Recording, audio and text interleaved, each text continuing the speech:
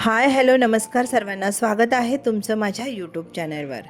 आज आपण फणसाचे तळलेले गरे करणार आहोत। जसे बाजारात मिळतात त्याच पद्धतीने हे होतात आणि असेच दाखवलेले आहेत। हे बघा, खूप छान लागतात। तर हा बघा, हा फणस घेतलेला आहे आणि सर्वप्रथम ना जे आपण फणस कट करायला जे घेणार आहोत, चाकू म्हणा किंवा कोयती वेळी जे काही घेणार आहोत त्याला तेल लावून घ्यायचं। तेल लावल्याने चीक कमी लागतो, म्हणजे लागतो थोडाफार पण कमी लागतो।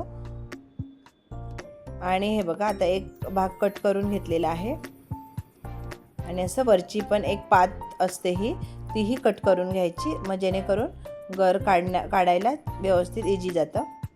हे बघा, या पद्धतीने हे बघा, असे गरेस आपल्याला काढून घ्यायचे आहेत। हे बघा, हे असे व्यवस्थित सगळे काढून घ्यायचे।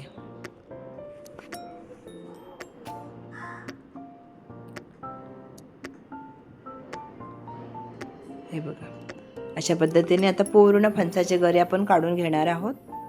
हे बघा, आता सगळे काढून घेतलेले आहेत। आता काय करायचं, आतमधल्या बिया असतात आणि बाहेरच्या ह्याला ना पात असते, तर हे सगळं क्लीन करून घ्यायचं। हे बघा, अशा पद्धतीने फक्त गरज ठेवायचं आहे, आतल्या बिया आणि पाती वगैरे काढून टाकायचे। हे बघा, असं क्लीन पूर्ण करून घेतलेलं आहे।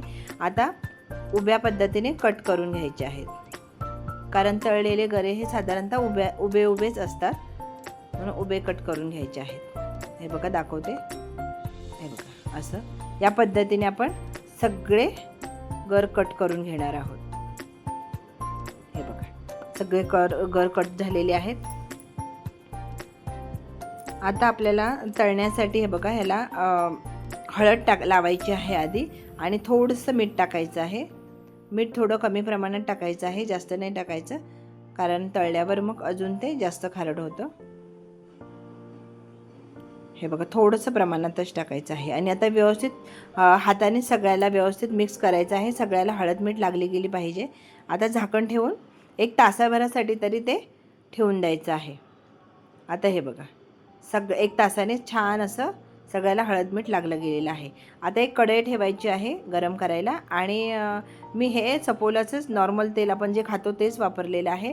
पण ह्याला ना जर खोबरेल तेल ओरिजिनल मिळालं तर त्याच्यात हे गरे तळायचे असतात, कारण खूप छान, म्हणजे हे ओरिजिनल हे खोबरेल तेलामध्येच गरे तळले जातात। पण आता माझ्याकडे नाही खोबरेल तेल, म्हणून मी हे गोडे तेल वापरलेलं आहे।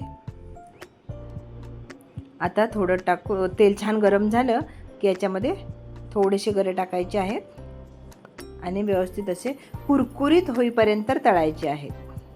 हे बघा, आता कुरकुरीत झाले, आवाज येतो, आवाज येईपर्यंत छान तळून घ्यायचे आहेत। आता हे बघा, दुसरा एक झारा घ्यायचा आहे आणि त्याच्यामध्ये काढून घ्यायचं आहे, कारण तेल व्यवस्थित असं खाली निघून जाईल। चांगलं निथळतं, अशा पद्धतीने हे केले की तेल अजिबात राहत नाही। बघा, आता दुसरे पण तसंच तळून घ्यायचे आहेत। हे बघा, आता एक 5 मिनिटं निथळल्यावर परत जाळीवर टाकून द्यायचं आहे। हे बघा, आता असे हे पण याच पद्धतीने कुरकुरीत होईपर्यंत छान तळून घ्यायचं आहे। आता हे पण असंच काढायचं आहे, या पद्धतीने। हे बघा, सगळे काढून घ्यायचे आहेत।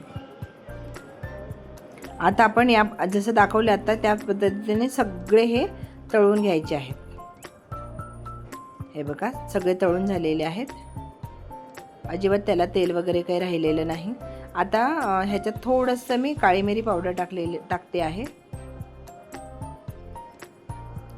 आणि थोडंसं काळं मीठ टाकायचं आहे, एक चटपटीत चव येण्यासाठी, आणि थोडासा चाट मसाला चिमूटभरच टाकायचा आहे। ह्याच्यात काही टाकत नाहीत, पण मी म्हटलं थोडंसं चटपटीत चव येण्यासाठी थोडं ॲड केलं मी काळं मीठ आणि चाट मसाला। हे बघा, रेडी आहे आता आपल्याला तळलेल्या फणसाचे गरे। खूप जसे आपल्याला बाजारात मिळतात ना त्याच पद्धतीचे हे झालेले आहेत। तर चला, नक्की तुम्ही करून बघा। तुम्हाला जर फणस मिळाला बाजारात तर नक्की करून बघा। तर चला, वेळात वेळ काढून माझा व्हिडिओ पाहिलात त्याबद्दल मनापासून धन्यवाद। तर चला, मग उद्या भेटू आपण नवीन रेसिपीसोबत। तर धन्यवाद।